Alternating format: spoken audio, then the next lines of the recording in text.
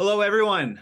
Welcome to the Blackshirt Breakdown. My name is Steve Marik. I'm a staff writer at Inside Nebraska, and that is my partner in crime here, Jay Foreman, our 8-year NFL veteran, and of course, former Nebraska Blackshirt.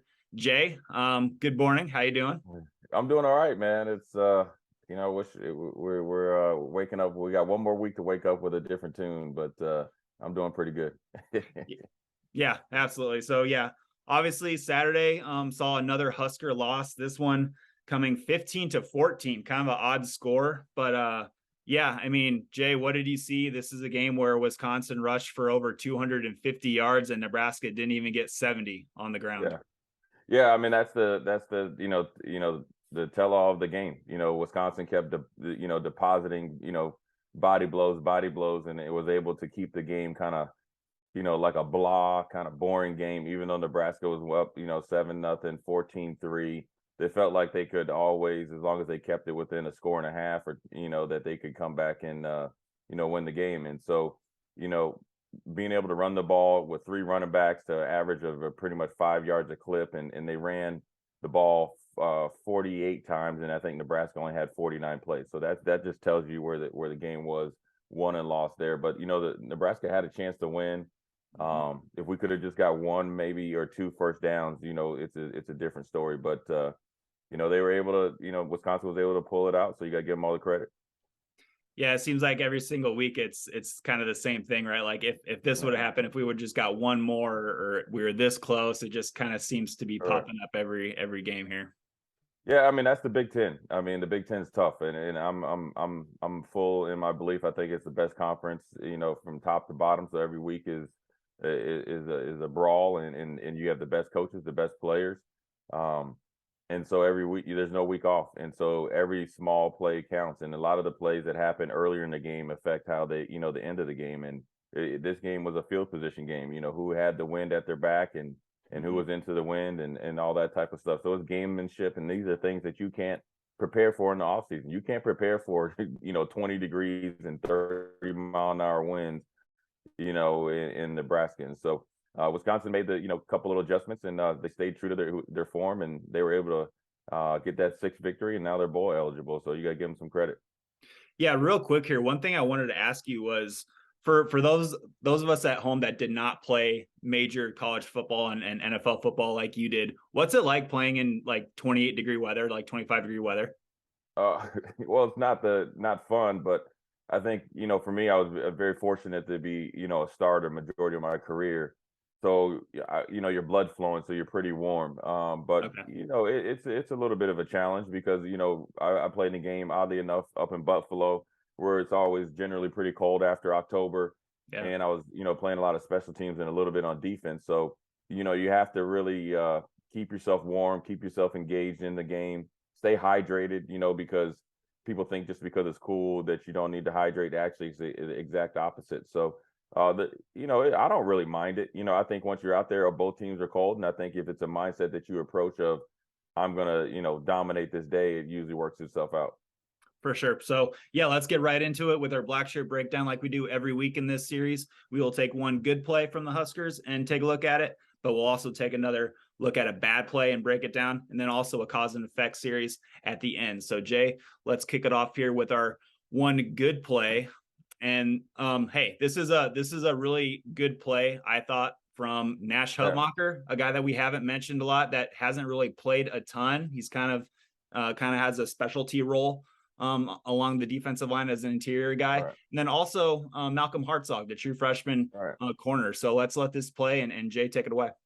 Yeah, this is a good job by Nash. He's nicknamed the polar bear, where, look, when you play, he's strong as an ox, and look, he knocks the Wisconsin guy 2 yards back in the backfield. This is the play that he made. Doesn't get the credit for it as far as in the stat sheet, but look at you talk about setting a new offensive or a new line of scrimmage. He's knocking him way back to the point that it could have been a holding right there.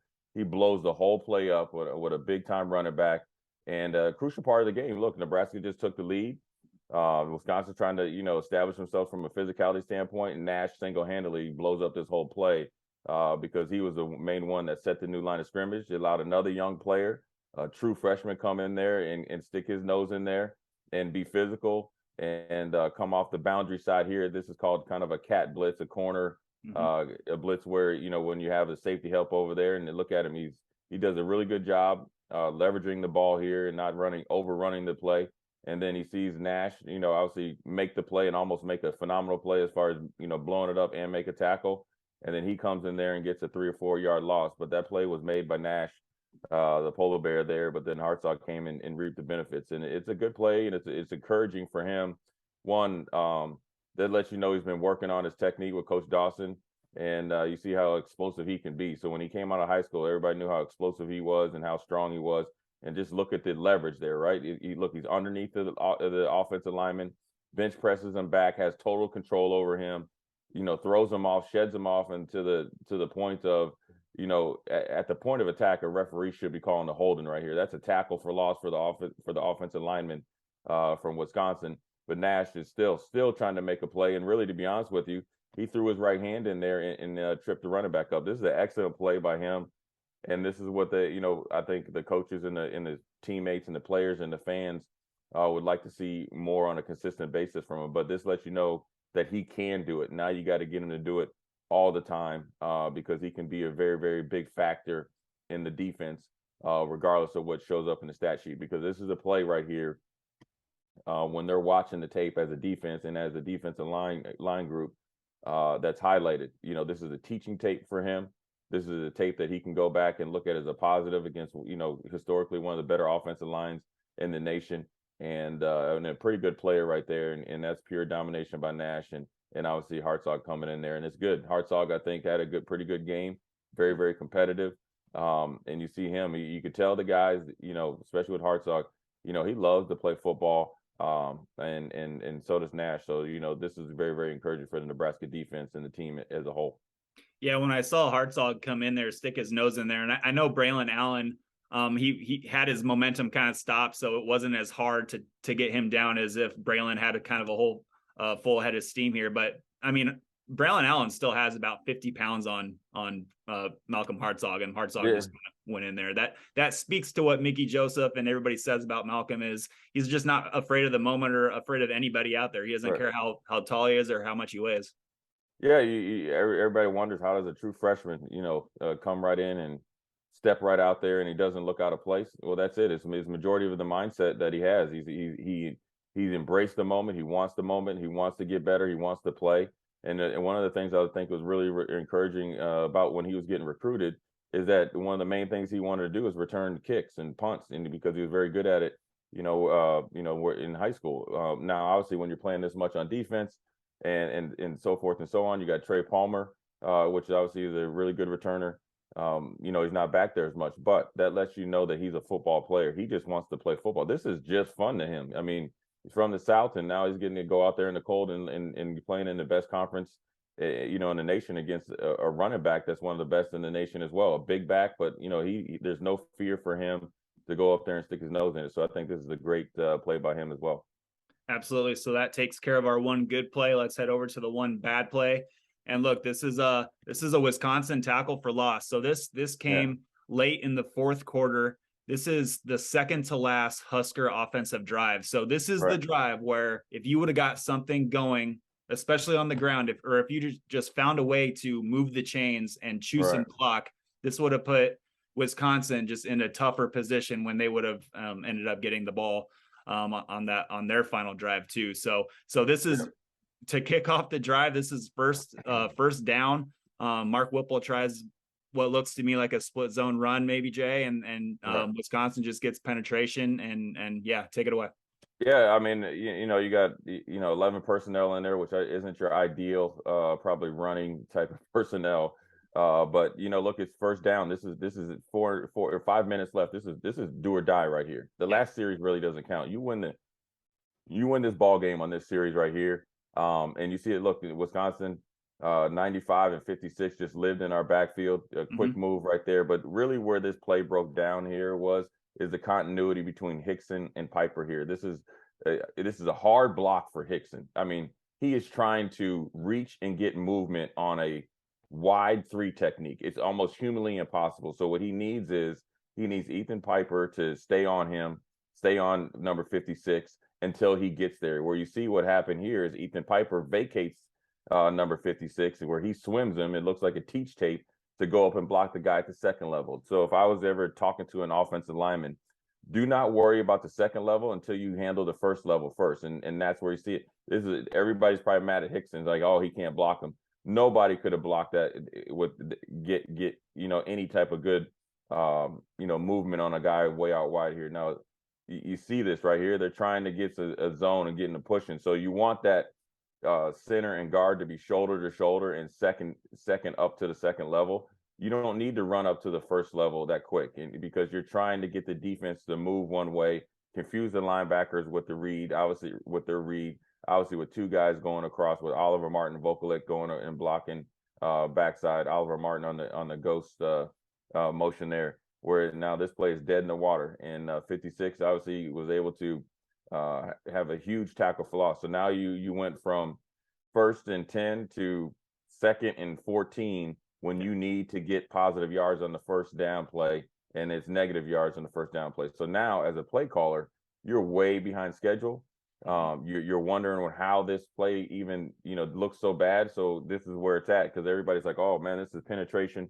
It's all on the center. It's not on the center. It really isn't, because even looking at Bryce Benhart had a little bit of movement there on 95 Benton.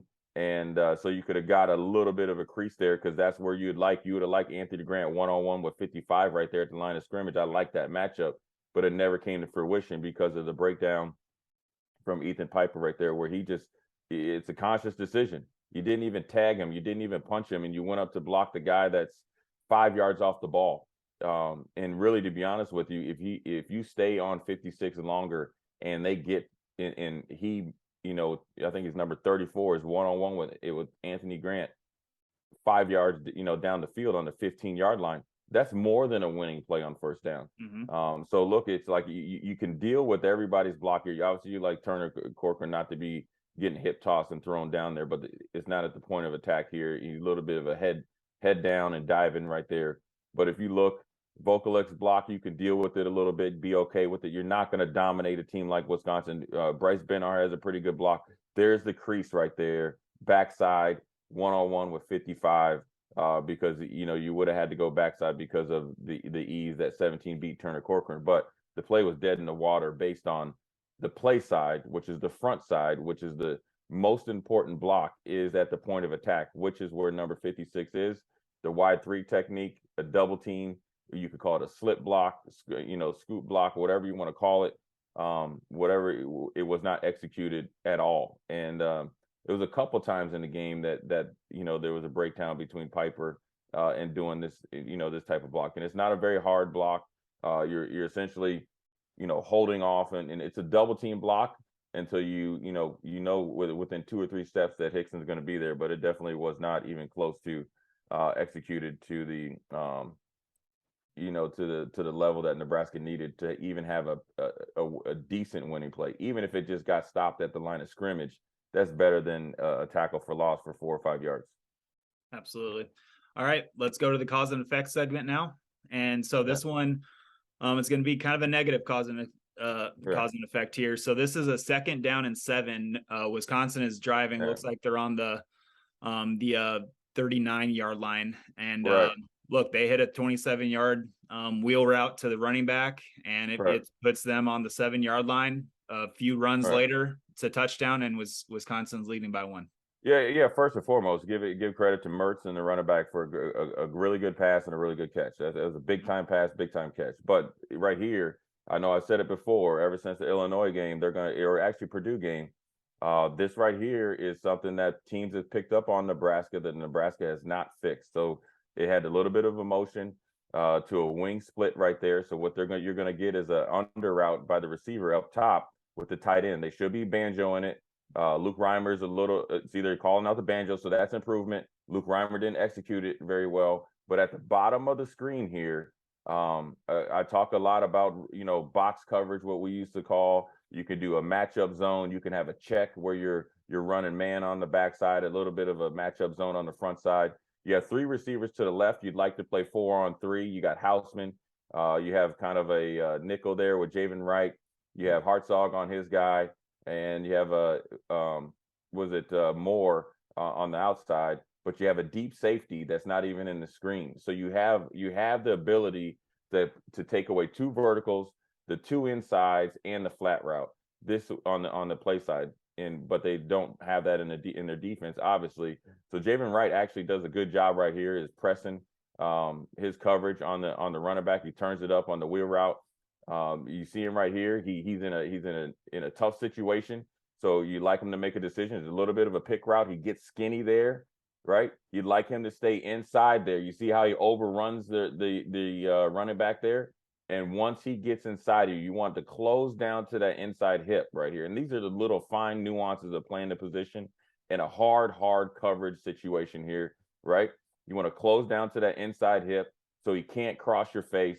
So once he does that, you would like to have safety help. Miles Farmer was on the other side of the field to the boundary side.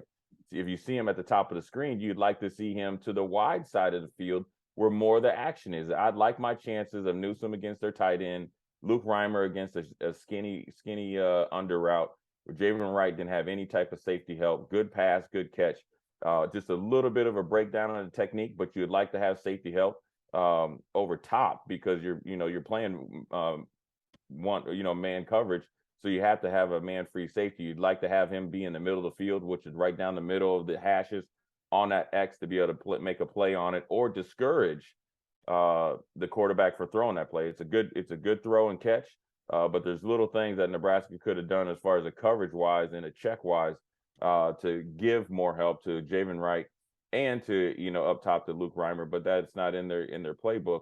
And the safety was, in my opinion, out of position because he's way away from not even to where the quarterback's looking. Graham Mertz is staring that down, like a lion seeing meat. He's looking the whole way. He's waiting to see what he's going. He didn't look backside at all. You have to, as a safety, you need to be reading the quarterback's shoulders and eyes. If you see him 1, 2, 3 step drop, hop, he has not looked to the left at all. He's looking down to the right.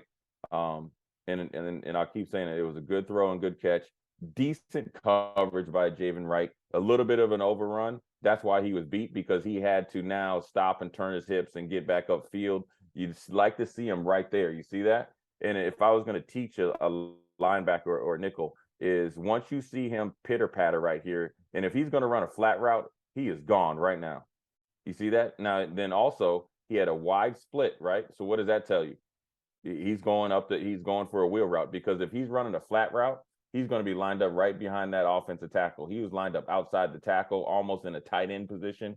You got to expect a wheel route, but that's being, hindsight 2020, no safety help. And, again, a good throw and catch, and just a little bit of breakdown of technique, a little bit of breakdown of coverage there, I think, as far as having help for him over the top, because you're a deep safety.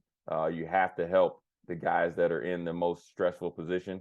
That is Javen Wright and also Omar Brown as well. So that's where all the work is. And so if Wisconsin's going to throw a deep route, they're not going to throw a deep route off a negative split by that receiver up top. They're going to do it to the wide side of the field because they have more space to throw it. So there's multiple things I could have done to help Javen Wright, but it was a good throw and good catch. So you got to tip your hat to Wisconsin. Then they were able to punch it in after that. And so the cause was a little bit of breakdown in technique and coverage help and coverage concept, which led to Wisconsin able to finish out the game and run the ball from three consecutive times, and then ending up with a quarterback sneak. And here is that quarterback sneak from Graham Mertz. That's like 1.5 yards almost, and he got in. Right.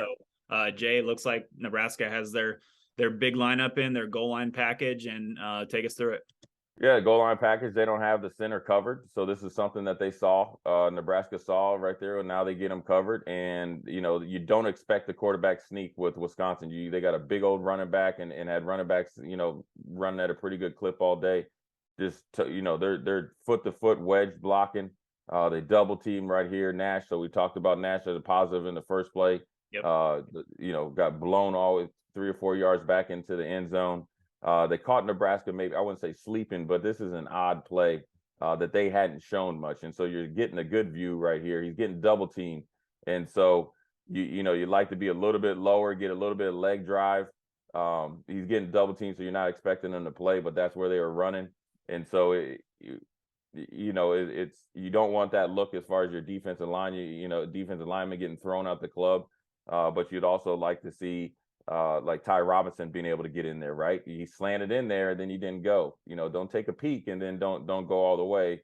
You'd like to see 90 right here, win right here. Both of you guys need to be pinching in there. See that right there? You got. Do they need to be lower, Jay? Yes, they do need to be. I was just about to say, if you want to see somebody that's low, when you go back, look at Garrett Nelson. Garrett Nelson's out, right here. Look how he's just pretty much hip tossing this dude. Looks like a WWF wrestler. Watch the leverage of Garrett, and then look at the leverage of Ty Robinson. High. Look at Wynn. High. Standing. Look at Garrett Nelson. Look at that. That's what you talk about leverage. And leverage to me is your pad level. Both of our defensive linemen right here are playing way, way too high right here. Watch this. Look at their hats when they're out on contact. Mm-hmm. Look at Ty Robinson's right there. He's almost standing straight up to the point that where he even tripped Nash. So then, that's even worse. And so everybody's looking at Nash. You got thrown out the club, but there was opportunities on a double team for Ty Robinson and Wynn to make this play because it can be done. You look at Ty Robinson right here. Yeah. If he just rips into that gap, he knocks Graham Mertz back. But he got what I call scoop block by the tackle, and he's lined up inside the tackle. You see this right here? See how the tackle got his head around in front of him and leverage? You don't even see the numbers of 79 here. Yeah. All you see is 99 standing straight up. Look at Garrett Nelson. You see 82's numbers, then you see him exiting the club. So 82 got thrown out the club like he got a fake ID. And you got to give, I know obviously this is the cause and effect, but the cause of this being an effective play is, look, Nash is actually low. He just didn't drive his legs, right? Whereas you have two defensive tackles, in 90, 99 need to be in there, right? Look at that. Yeah, especially 99. That's got to be your play there. That's got to be your play. And if you're low, Graham Mertz just doesn't, fall into the end zone. You're able to get underneath the pads and drive him out of the end zone. One thing I want to talk about with Robinson is, so I'm not trying to make any excuse for him. I'm just legit wondering, at 6'6", is that just like hard for him to do, or should he just, it is what it is. He's a defensive lineman. He should know to get low. Yeah, it is what it is. They work on this every day. He's coming off the ball and catching. If you see Garrett Nelson, his legs are going the whole time. Watch. Here's the difference. You stand straight up. 1, 2, legs are dead. Look at Garrett Nelson. Underneath, leg drive, leg drive, leg drive, leg drive, leg drive. That's just a difference. I guess it's harder for a defensive lineman to be tall and get low, but those offensive linemen of Wisconsin are all over 6'4", 6'5". They're just Yep. He just got beat, and that's all there is to it. And he played way too high right there, and didn't give Nebraska a chance to make that play or live another down there at the goal line. He's just a little bit high because he just came out of his stance high. Is there a technique that you'd like to see Nash work with here? So when you're an interior D lineman and you have 330 pounders coming right at you, what do you do there to hold your ground? Well, you're trying to make a pile, right? You'd like to see Nash. You see, he's laid off the ball right there, right? Yeah. So and then his feet didn't go anywhere. So he was caught off guard right there. And if he was unsure what he was doing, his stance is a little kind of jacked up, right? It's not even a powerful stance. See that? And he doesn't come out of his hips. So the technique is you got to be low and you can't be laid off the ball. Because to be honest with you, if you're offsides, they're at the 1.5 yard line. Yeah. What's the difference? Mm-hmm. So you have got the time to snap. You're right there in front of the ball. You got to be watching the ball and you got to get off the ball. And he's, both him and Ty were laid off the ball. Ty was high, and Nash, was, ideally what you'd like him to do is make a pile. And the pile shouldn't be in the end zone for 3 yards. So it's just a play that Wisconsin executed better than Nebraska at the point of attack. And, that's the ending of the cause and effect, which was set up by the long pass by Graham Mertz. Absolutely. So, hey, one more game. Iowa. It's Iowa week. Yeah. All the players talked about it. They didn't really seem too interested in, there's nothing to play for. If Iowa wins this game, they're going to the Big Ten championship. So they're going to really want to win this thing. And I think the Husker players kind of knew that they could kind of, ruin things for Oh Iowa yeah. and everything. It'd be nothing, but this is Nebraska's bowl game. So if they could go up there and beat Iowa and ruin their season, I think it'd be all worth it for them and everybody be pretty happy going into the offseason. So it's going to be a good game. I think Nebraska matches up well, and to be honest with you, this is a game that I think is probably a little bit, I wouldn't say easier for Nebraska to win, but I think Wisconsin's probably the harder team for Nebraska to beat. So they just got to go up there and play a little bit better and a little bit longer than Iowa and gut one out. For sure. All right.